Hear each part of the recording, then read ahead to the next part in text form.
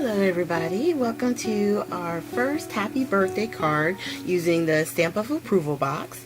We're using this stamp set with the circles, and we're going to be doing a whole lot of embossing, so bear with me as we go through, okay? So we're going to start with our first layer, making sure to powder up our cardstock so that way the embossing powder doesn't stick in places we don't want. And I'm just taking the scallop circle and I'm going to ink it up with the Versamark ink and go around. Now I'm looking at different angles to make sure that I'm not overlapping or crossing over where I don't want to. Alright, and it looks like it's going to wind up being 5 of the big circles that we're going to have initially. And all I'm doing is putting down this one is the purple metallic finish by Zing. And this particular stamp, it was so thin, I thought I was looking for a lot more embossing powder to stick, but because it was a thin line, once I got it all cleared off, I just realized that it's meant to be, you know, a little bit thinner and not so thick. So I'm heating up my heating tool, and we're just going to melt that. Once again, make sure you tilt it at different angles so that way you can see and make sure that you don't overheat your embossing powder, because one of the things you don't want to do is to heat it too much. And right here, I just had to place it down because my hand was getting a little warm. So if you have tweezers, I suggest that. I always wind up either forgetting about them, so it's just a matter of making sure that I move my hand around. Now the second time, or the next layer, I put down powder again, because once again I don't want it sticking anywhere where I don't want my embossing powder to be. And this one is a plain circle, it's just a straight circle. And we're just laying it down in the center. And then we're going to use the next color, which is the red metallic finish, also by Zing. And I'm using the coffee filters. I first learned this from Amy R. Savvy. She was the one that I saw using the coffee filters, and for the embossing powder that I don't have in any containers, I always use the coffee filters because it's ingenious, really. All your powder fits in there, and then it's easy to funnel it right back into your container. And every time after you put the powder on and you get it off, just make sure you deflick your paper so that way any excess powder comes off. And we're heating it up once again.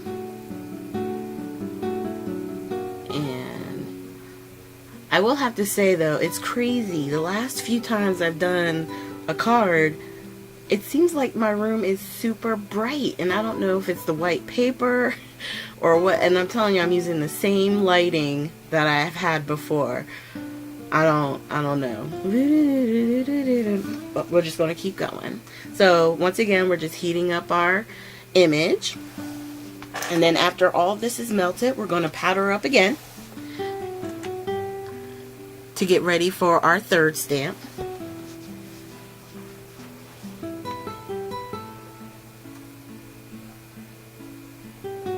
And on this one, it's a diamond shape pattern that's also in a circle that we're going to put down, still using the Versamark. But when we use the powder on this one, it's going to be green metallic finish. And it lines up and when I actually put the powder down, you'll see like some of them I was off slightly. That didn't bother me because I was trying to figure out how I was going to do this without using the Misty tool. I could have brought the Misty tool in and it would have lined it up, but it just would have been just a little bit more of a process, especially with me trying to get it all over the card. So I didn't stress about it. I figured wherever my ink landed, it landed. I was going to keep it moving because part of this is going to be covered in the end when I put the sentiment on. But once you get the embossing powder on, we're just going to heat it up.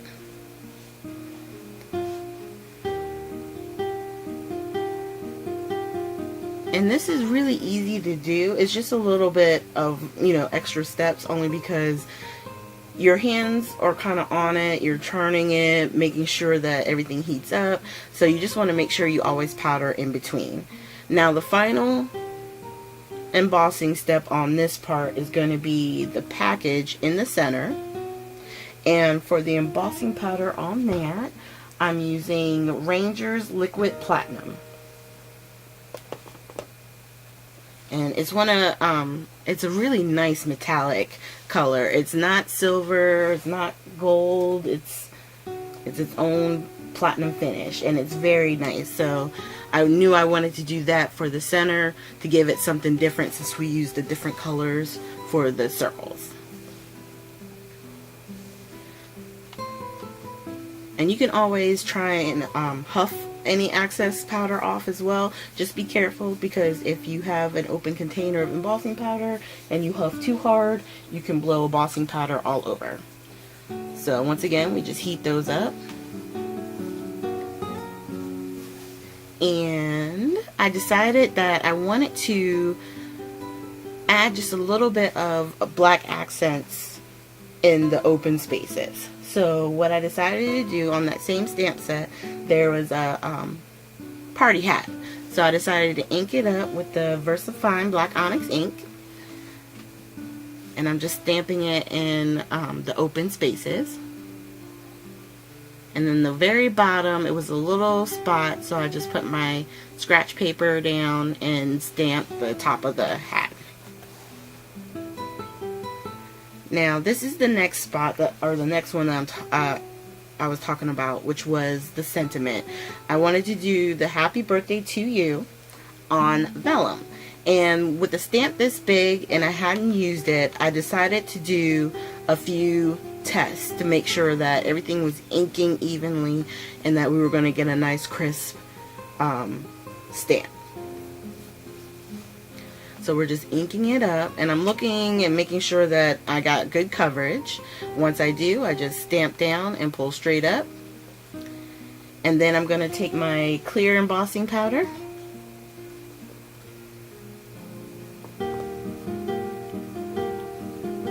We want to dump that back in.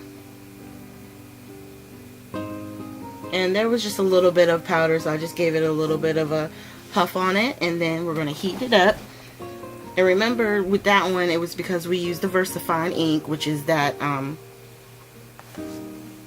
the ink, it doesn't dry right away, and especially on vellum, the pigment dye. Thank you, pigment ink.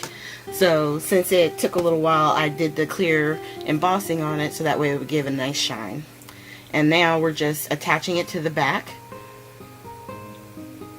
I could have put some glue underneath the sentiment on the front to make that part lay down, but I really like the fact that you can still see kind of what we worked on through the vellum.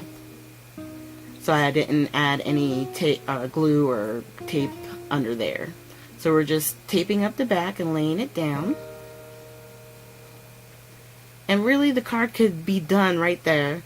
But, you know, what's a birthday card without a little bit of sequins? And since they were still on my desk, I went ahead and added, these are the clear ones that have 3 different sizes. So I put down a couple of the large ones, a few medium, and then there's a really tiny one. It almost looks like a little, like, diamond chip.